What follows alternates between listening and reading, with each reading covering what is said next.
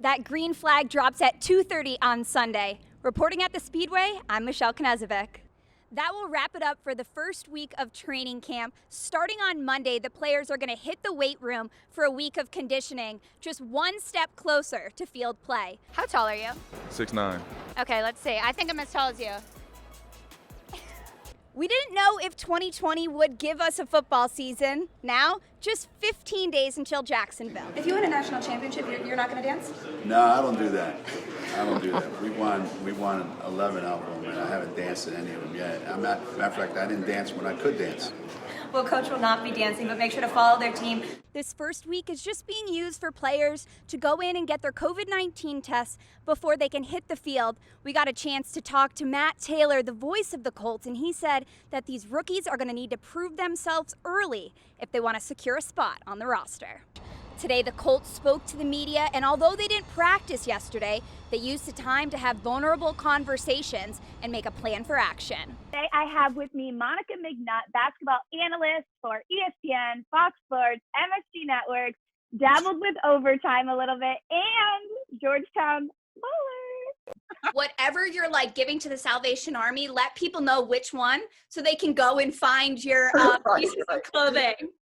The Colts are just about halfway through their first week of a padded practice, and Coach Reich said he's turning that kicking battle into a full team competition.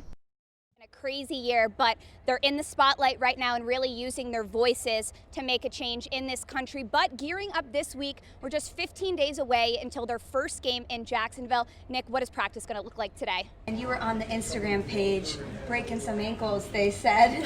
How did you feel just playing with your teammates and on such a big stage today? We saw a lot with Kobe when he supported the WNBA. Think about how much more press you get on these games and attention via social media when you see people like that sitting courtside. We're going to ask you a bunch of rapid fire questions, but the only trick is that it's going to be 60 seconds. Are you ready? I'm ready. Okay, starting the timer. What was the first thing that you did when you woke up this morning? Oh, I went and brushed my teeth. What social media app did you check first? Instagram. How many times a day do you go on Instagram? Oh, too many to count. What are you doing for the rest of your day? Teams have kicked off their 2020 season ranked in the top 25 AP polls, and they hit the ground running with their first couple of games. With March right around the corner, the Syracuse Orange were in need of a big win. And even with 4 players scoring in double digits, they weren't able to beat the Blue Devils. DeForest Buckner and Darius Leonard, a dynamic duo on defense for the Colts. Today was the first day Buckner spoke to the media, and he says he can't wait to wear the horseshoe. The racer said, yes, the atmosphere, it will be different this year, but there's only one thing that matters on race day, the finish line.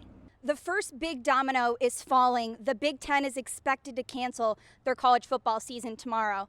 And as for the NFL, they're still continuing to try to have a normal season, but will have less fans in the stands. The Colts' T.Y. Hilton says it's not going to affect his game day energy. Tiana is supposed to have a full recovery after her double mastectomy this fall and is set to get back on the court next season. She says that she cannot wait for her comeback season and plans to declare for the 2021 WNBA draft. The women's basketball team will be back in action tomorrow as they have an ACC matchup against Clemson. Tip-off is at 6 p.m. Fortunately for the guys lower on the totem pole, the practice squads will have 16 players instead of 10 this year due to COVID-19. So what do you think is going to be one of the biggest battles for a spot on the roster? Phillip Rivers is no stranger to the NFL, 16 seasons with the Chargers, but in Indianapolis, he's a new kid on the block. He said he was even nervous getting to know all of his new teammates. Switching up sports just a little bit, Syracuse men's basketball landed a 5-star recruit. Dior Johnson will be joining the Orange in 2022. The point guard visited Syracuse at the beginning of the month, and not even a week later, he committed. Horseshoes are traditionally a sign of luck, just like this Colts one. And that is exactly how Chris Ballard felt this morning, having Frank Reich as his head coach this season. As of now, only 3 Colts players have decided to opt out this season, and everyone has up until tomorrow at 4 p.m. Reporting at the team headquarters, I'm Michelle Knezovic. I'm Michelle Knezovic. I'm Michelle Knezovic. I'm Michelle Knezovic. I'm Michelle Knezovic. Michelle Knezovic in the palm of your hand with your top 5 headlines.